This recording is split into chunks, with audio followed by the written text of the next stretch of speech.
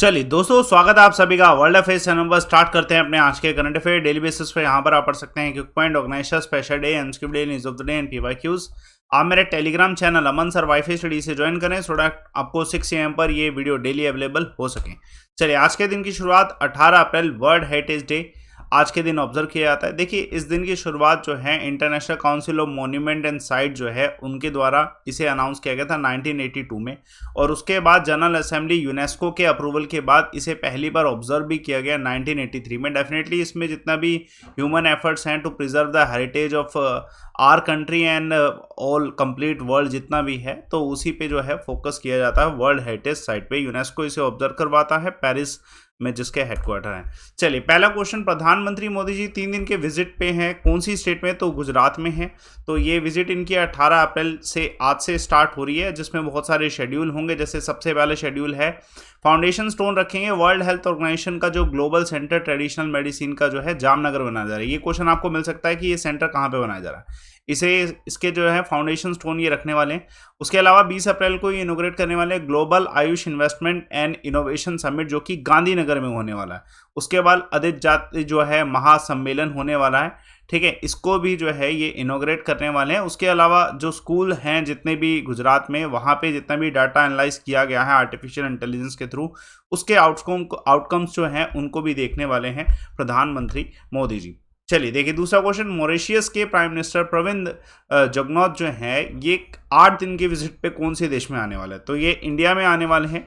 तो मॉरिशियस के prime minister आएंगे इंडिया में 8 दिन के विजिट के लिए with the spouse Kavita Jugnauth and high level delegation, ये सब आने वाले हैं। और इसमें जो है डिस्कशन किस चीज़ पे होगा कि इंडिया में जैसे वैसे अभी जो ये वर्ल्ड हेल्थ ऑर्गेनाइजेशन का ग्लोबल सेंटर ट्रेडिशनल मेडिसिन है, इसमें भी ये विजिट करने वाले हैं, पार्टिसिपेट करने वाले हैं। उसके अलावा आयुष्मान के, यानी कि इनकी मीटिंग जो है गुजरात में ही होने वाली है नरेंद्र मोदी जी के साथ। और दूसरा इंपॉर्टेंट ये है कि इससे पहले external affair minister S Jaishankar जो हैं, ये इन्होंने कैबिनेट मिनिस्टर जो हैं मॉरिशस के एन के भल्ला, इनके साथ दिल्ली में डिस्कशन किया था कि इंडिया और मॉरिशस के बायलैटरल जो है टाइज इनको स्ट्रॉन्ग करने की ज़रूरत है, क्योंकि डेफिनेटली हमारे जो बायलैटरल टाई ओशियन रीजन में है मॉरिशस के साथ बहुत ज़्यादा है, इंगेजमेंट ज़रूरी है। चलिए देखिए, महत्वपूर्ण सवाल रिसेंटली कौन सी कंट्री ने बैन किया है बोरिस जॉनसन को और बाकी यूके के जितने सीनियर मिनिस्टर्स हैं? तो ये डेफिनेटली रशिया के द्वारा किए गए। ये सैंक्शन एक दूसरे पे लगाए जा रहे हैं, तो इस वजह से जो है बैन भी किया जा रहा है। तो रशिया ने बैन किया है British prime minister Boris Johnson को और उसके अलावा जो यूके के सीनियर मिनिस्टर्स हैं उन सभी को, क्योंकि जो है यूके के द्वारा ही जो है रशिया के ऊपर बहुत सारे सैंक्शन लगवाए गए हैं यूक्रेन की वॉर के बाद। यूक्रेन की वॉर जब स्टार्ट हुई फरवरी 24, उसके बाद से इतने सारे सैंक्शन जो है लगाए गए हैं। उसका अपोजिट में यूके ने भी जो है रशिया के जितने भी फेमस फॉरेन मिनिस्टर्स हैं और भी बहुत सारे जितने मिनिस्टर्स हैं उन सभी के ऊपर बैन लगाया कि ये विजिट नहीं कर सकते यूके में। तो ये मतलब वाइस वर्सा कंडीशंस हैं जो कि डेफिनेटली होगी इस कंडीशन में। देखिए, रिसेंटली कौन सी कंट्री है जिसकी पॉपुलेशन जो है रिकॉर्ड फॉल हुआ है इतना ज़्यादा, 6 लाख के आसपास का 2021 में? तो ये जापान का है। देखिए, आप सभी जानते हैं जापान एक ऐसी कंडीशन में जहाँ पे पॉपुलेशन जो है फॉल हो रही है, ठीक है। तो अभी लेकिन उसके कारण और भी हैं पॉपुलेशन का, ऐसा नहीं है कि डेथ रेट बहुत ज़्यादा इंक्रीज़ हो गए। कारण उसके और भी बहुत सारे, जैसे कोविड-19 में जो स्ट्रिक्ट बॉर्डर कंट्रोल है उसकी वजह से जापान की पॉपुलेशन जो है आंकड़ों के हिसाब से कम हो गई है। ये डिक्लाइन जो है 11th कंसेक्यूटिव ईयर में डिक्लाइन है, यानी कि ये जो मैं आंकड़ा बता रहा हूँ आपको, ये आंकड़ा सिर्फ और सिर्फ जो है 2021 का आंकड़ा बता रहा हूँ जो इतना पॉपुलेशन डाउन हुआ है। और ऐसे ही 11 कंसेक्यूटिव ईयर में डाउन हुआ है, तो डेफिनेटली आप समझ सकते हैं कि कितना जो है पॉपुलेशन कम हो रही है जापान की। सेम ऐसा जो है चाइना के साथ भी हो रहा है, लेकिन चाइना के साथ बहुत कम हद तक हो रहा है, क्योंकि चाइना की पॉपुलेशन वैसे भी जो है दुनिया में सबसे ज़्यादा ही है। Which of the following appreciate the BAPS relief work?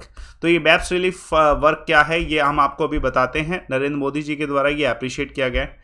ये जो है एक तरीके से संस्था है, ठीक है, स्वामी नारायण संस्था है, जिनका जो एजेंडा रहता है वो हमेशा ये रहता है, ये वॉलंटियर ऑर्गेनाइजेशन है जो कि डेडिकेटेड है सोसाइटी की इंप्रूवमेंट के लिए, इंडिविजुअल ग्रोथ के लिए, और बेसिकली हिंदू आइडल्स जो है उनके फेथ, यूनिटी और सेल्फ सर्विसेज के लिए।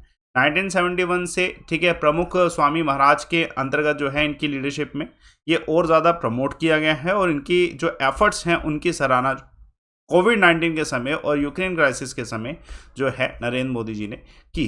चलिए देखिए, महत्वपूर्ण सवाल, अनुराग ठाकुर जी जो है विजिट में Una on the occasion of completion of how many mobile health services, कितने साल से जो है एमपी में सर्विसेज चल रही हैं, तो 4 साल से चल रही हैं। ऐसी सर्विसेज मेडिकल हेल्थ और जो फैसिलिटीज़ हैं उन सभी को अच्छा करती हैं, इम्प्रूव करती हैं। तो union information and broadcasting minister Anurag Thakur ji है ना, इनके द्वारा ये Una district, Himachal Pradesh and all जो है इन सब जगह पे विजिट किया गया है।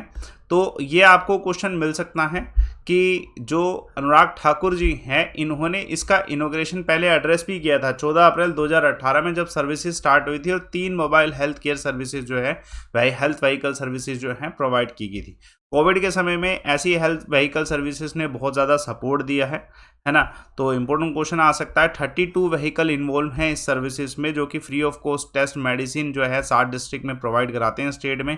उसके अलावा जो है 6,000 से भी ज़्यादा विलेज जो है इस सर्विसेज के अंडर आते हैं, जो कि it's just like a small hospital consisting of doctor moving around the villages.